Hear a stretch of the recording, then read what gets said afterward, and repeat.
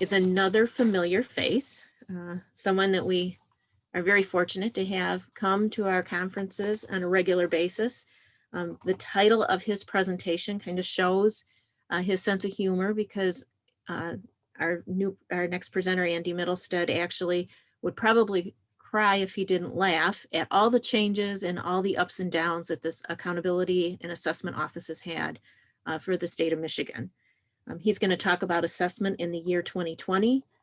He says, don't ask me, I don't know, but I'm sure he knows more than we do. So with Andy, Andy Middlestead, he is a director of the Office of Assessment and Accountability. He also has worked on the WEDA Executive Committee, the WEDA Technical Advisory Committee. He's in the National Council of Measurement and Education Committee on Policy and Practice and Assessment. He has leadership roles in the Smarter Balance Consortium. He's a co-chair of the Item Development Work Group. And he also he has background in the test development management area, as well as the Office of Career and Technical Education. And he is a research associate with Dr. William Schmidt. And I'm going to turn it over to Andy. Hi, everybody. Glad to be here again, or be with you all again. It's a little different than the Bavarian Inn, certainly, but we've all gotten kind of accustomed to it. So I'm going to try to share my screen. Let's see if we can do it in a way that I can share the screen and run a slideshow. All right, does this look like a slideshow to people? Looks good. Okay, good. All right. So yeah, as as Kathy kind of alluded to, here's this year's presentation, assessment in the year 2020. I don't know, so don't ask me. It's kind of my title here. So just so you know, we've got the presenter version instead of the actual presentation version. Ah, I see. You know. All right. Let's see. If you go to display settings, I think that's where you change it. There we go. Perfect. That better, guys? Much better. Thank you. All right. Sure. Great. So here's this. Let me start over. So here's today's presentation to talk a little bit about what we do know about assessment this year. We don't know a lot of things, so certainly I'm going to do my best to share what I do know and what we might know, or what we're hoping to know about the spring moving forward. So I don't have a ton of content, but I will have some time for some questions at the end. So hopefully that will be helpful as well. So before we get started, I do have, well, now I got to make this work again. There we go. Some little thoughts about 2020 to hopefully lighten our conversation a little bit. So if anybody remembers the infomercial guy, here he is telling us that 2020, every second, there's more. So one thought about 2020 for sure. Next year, if you were a time traveler and you landed someplace and you landed in 2020, Michael Scott would be the face that I certainly would probably make.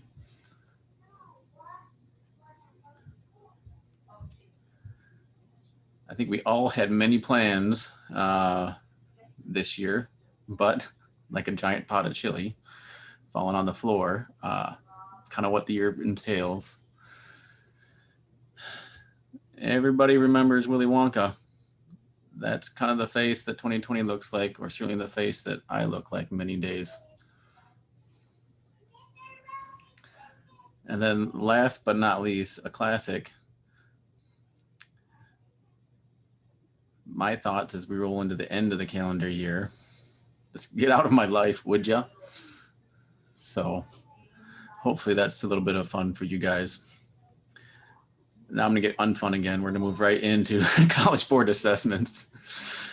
So a lot of this is gonna be a recap for many of you guys. I don't really have new stuff, but I do want to summarize a little bit about our history of the last 4 or 5 months, certainly, about what we've been doing with assessments. So as we knew this fall, we had the College Board assessments. We gave the PSAT in 9, 10, and 11, and the SAT in grade 12. Those were essentially as with last spring's high school College Board test just bumped up a grade, if you will. So the 8th graders are now 9th graders. They took PSAT 8, 9. The 10th graders took PSAT 8, 9. Oh no, they took PSAT 10. But basically, since we provide an opportunity to take a PSAT or an SAT in grades 8 through 11, all those students still had an opportunity to take those this last fall.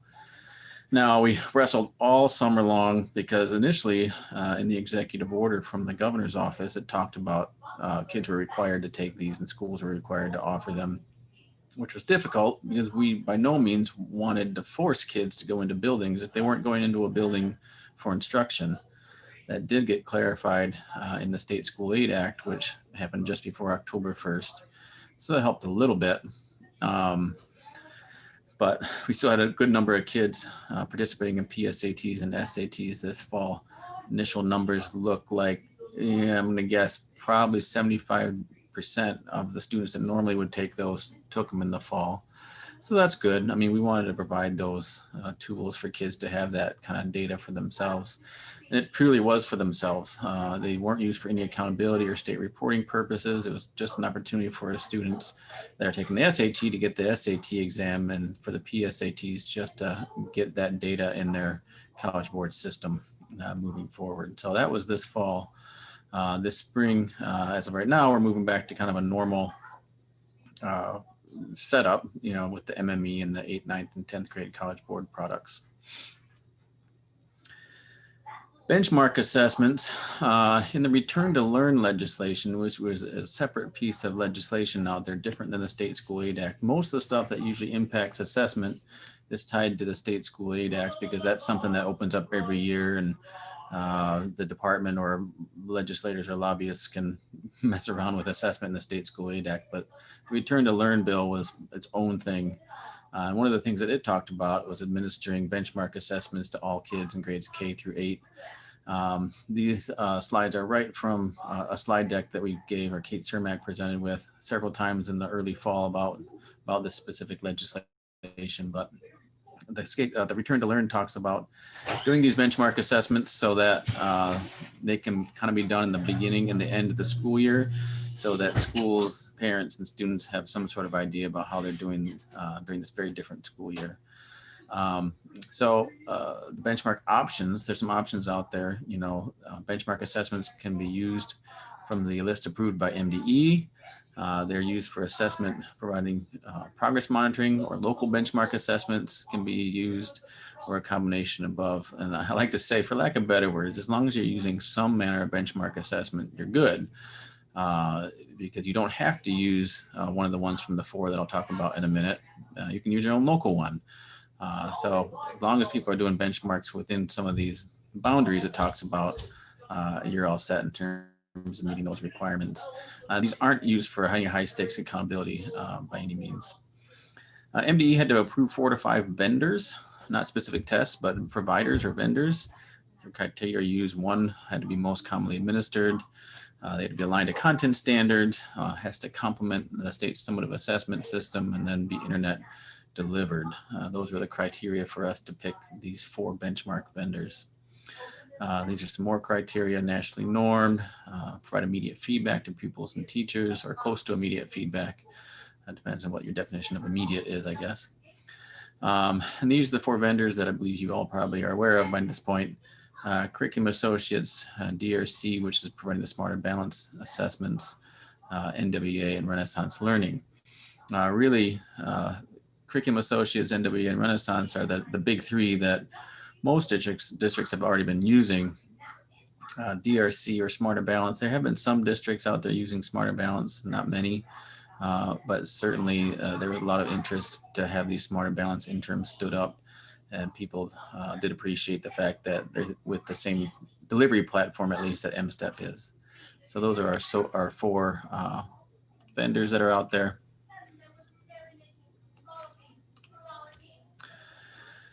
One of the stipulations in the Return to Learn law was that we provide 1 free of cost to districts. That was chosen to be the DRC Smarter Balance interim. A lot of that is simply because it's cost efficient, and Smarter Balance was eager to help all states, not just Michigan, but eager to help states during these days of a lot of unknown, a lot of budget cuts and things. So they've been able to make these pretty palatable or affordable for states to use statewide. The Smarter Balance interims do include the option for tools for teachers. A suite of tools and resources for teachers is now also available free of charge. We've clarified a couple different times. You do not have to use the DRC Smarter Balance interim tests to be able to have access to the tools for teachers suite of resources. That's available to every educator in Michigan if you want it, regardless of the benchmark assessment that you might use. Just a little more background. Again, I believe many of you are probably familiar, but if you're not, the Smarter Balance interim assessments are available for grades 3 through 8. There's the option of the comprehensive assessment, which is more similar to an M-STEP in terms of length and content. There's also the option of 2 different types of block-based assessments. These are smaller bundles of content. So those are pretty cool in terms of you're able to use smaller assessments for smaller chunks of content if you want. So for lack of better words, you can work through a unit of instruction and then have a quick assessment about those things. So if you want to go back in time, the August 27th Spotlight has a bunch more information about all these things. And I will say, certainly, we are technically supportive of all 4 of these tools. As much as I might love to talk about Smarter Balance, we are supportive of all 4 of these tools, certainly out there. That's my disclaimer on that piece, at least. Looking forward, this is where I can talk the best I can for a few different minutes. What do we know? Not much officially. As you probably have seen in the news, we currently have no waivers modifying spring 2021 testing. We did submit a waiver over the summer. Dr. Rice submitted that, I think it was July, we sent that in. Early fall, we got, well, all states got a letter from the U.S. Department of Education that was a hard no in terms of modifying or waiving any spring 2021 testing requirements. And then we got our own personalized letter from the department saying, no, your waiver is denied. So as of right now, we have no waivers modifying spring 2021 testing. We are going to look for more flexibility, though. We are not giving up hope. We are preparing for testing, as we always do. We're busy at work preparing an M-STEP and all the other tools that we use. But Dr. Rice, and I agree, is pretty adamant on the fact that testing is not going to be normal this spring either. And we're going to be looking for waivers or flexibilities for assessment and accountability as best we can. And we understand with all that's going on, testing should not be a priority during these times. I've said many times in the last 8 months, I'm the testing guy, but I'm not making testing number 1 in terms of priority. There's a lot of things that are more important, like getting kids into building, getting instruction going on, getting kids hot meals. All of those sorts of things are more important. But I love my testing, so we're going to build it so that it's ready to go. And there's some good reasons to have it during these days too. That's certainly why the benchmark assessment can be good tools during these days. So that's a good thing. Moving forward, some other things just to have you all aware of, there's a lot of conversation out there. And with the benchmark assessment, we have been able to do remote administration of these benchmark tests. In other words, kids can do them at home. And that's okay. We feel like that's okay because these are low stakes benchmark tests. They're not for accountability purposes. Yes, we don't love the emails or phone calls we get saying Andy's mom's helping him with the 5th grade benchmark test, or his big brother's answering all the questions. Yeah, that's not good, but this is the year where I'm not losing sleep over it. I want these kids to be able to do some things to provide some data for their teachers and their school leaders to figure out how best to help these kids moving forward.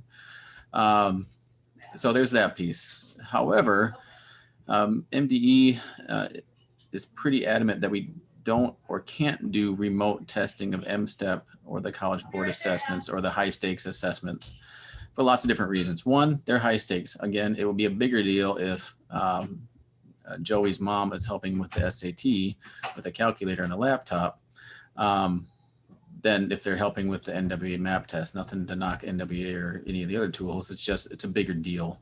So there's a lot of validity, comparability, reliability issues at stake. And if we were going to do the M-STEP or the College Board assessments online, we would need to involve some remote proctoring mechanisms. So if you're not aware, the remote proctoring mechanisms were out there, have been out there for a number of years. But 2 years ago, we said, oh, that's crazy. No one will ever want to do that because you actually have to have a camera and essentially a proctor is watching you take the test from some unknown location and spying on you and recording data and things on your behavior and things like that. So understandably, that's a little freaky around student privacy, but it's the hottest ticket in town. We should have put money in on Zoom and remote proctoring back last February, and we'd be doing pretty well. We wouldn't have to be worrying about our current jobs then.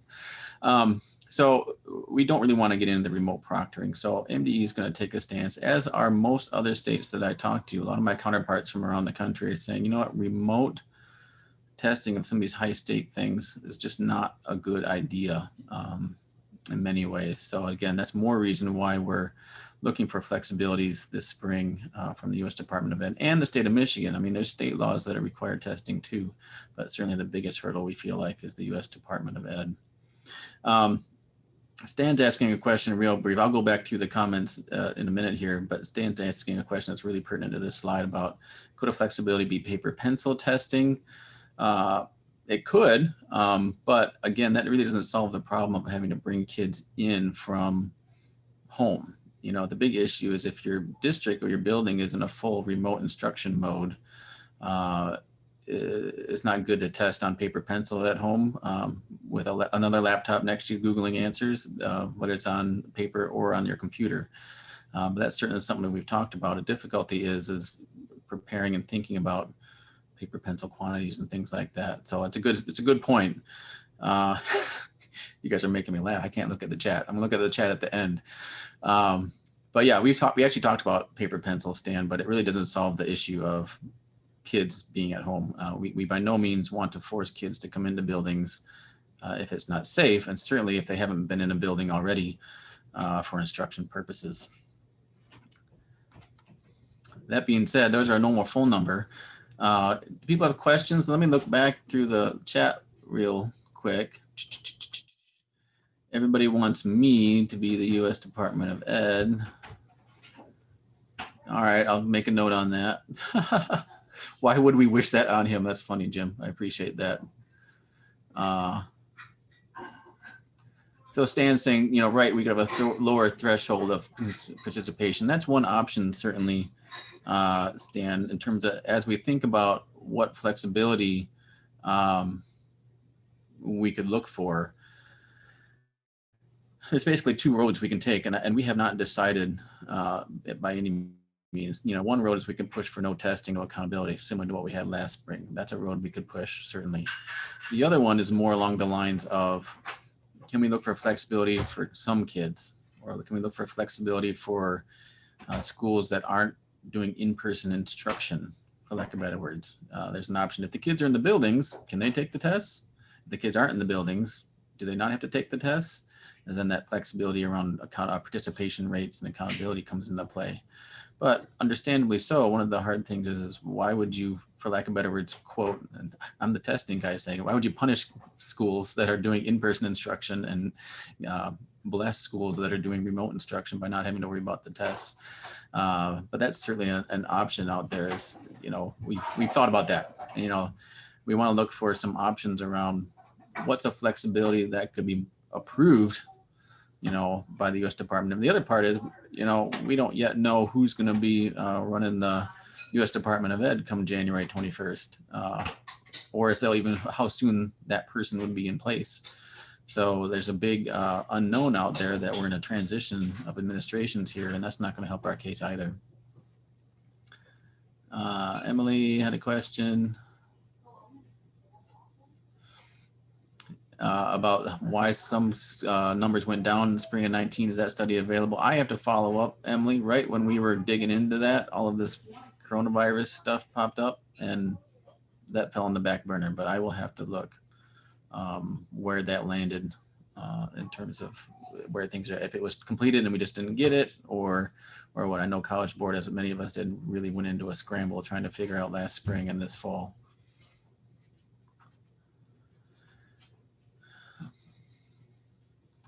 All right, so question, assuming we have spring testing, would 12th grades that did not test in the fall have to take the SAT along with 11th graders? So it's a good question. So assuming we have that spring testing, would 12th graders have to take the SAT this spring? Technically, no. So since accountability was waived for the 1920 school year, we don't need those 12th graders to take the test to complete our accountability work, if that makes sense. So they don't have to. If there are some kids that are 12th graders now that didn't get their SAT in the spring of 20 and they didn't take it in the fall of 20, that's something we're talking about. If there's some options to allow kids that opportunity to get their SAT test. So we're working that out. There's some weedy things in state law, and there's some weedy things essentially since the governor's executive orders got thrown out. There's some things that are out there in limbo in terms. Kathy Miller, can you share tools for teachers? Clarify that question for me, Kathy. If you want me to share the link, I don't have it right available to me, or if you mean something else, let me know in the chat. Sherry's asking, can you share the flexibility ideas? I kind of did. I mean, there's two real flexibilities we can push for. Again, flexibility completely in terms of no testing, no accountability, or a flexibility around reducing potentially participation rate requirements so that some kids could test and some kids might not have to, depending on the instruction mode, current status of your district, your area of Michigan, and how healthy folks are, kind of thing.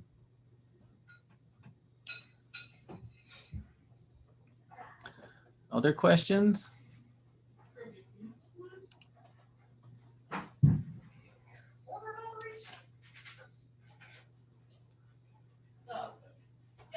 So there's a lot going on. I mean, there is a lot of things happening, and there's a lot of unknowns. The difficulty for us this year is just going to be, when will we know or have some answers around those flexibilities that we're shooting for in terms of what will testing look like in the spring and whatnot. We are all hoping that this ends sooner than later and school life can return to some sort of normalcy. But you just don't know. And even if it does, you know, let's say things are miraculously way better in March, still, is testing the right thing to do? Maybe not. So we'll have to wait and see. Kathy, I'm not sure everyone realized it. Yeah. So yeah, one thing, and we can figure out a way to get information to the list of folks that are attending today, or go look through our spotlights. If you look through the spotlights through September and early October, there are directions about how you can access tool for teachers, even if you're not using the Smart and Balanced interims. Again, there are a lot of advantages to using the tools for teachers tied into the Smart and Balanced interim, for lack of better words. If you use the Smart and Balanced interims, once you get your reports and things, it can directly tie back to the tools for teachers and point you to some instructional materials that might help on whatever particular area your class may have been weak on based on their interim test. So there's a lot of advantages to it, but you do not have to use the Smart and Balanced benchmarks to have access for that tools for teachers. And Ellen's reminding us, yes, there's a session out there on December 1st, specifically on tools for teachers. So contact Ellen if you want to be part of that. That's been a great help. Let's get as many folks as we can to try to share some of these resources that we have, because I think, as I mentioned earlier, I have to kind of be neutral, and that's fine. But I know a lot of you guys are excited about the tools for teachers and things. So yeah, connect with each other or dial into the session Ellen's talking about.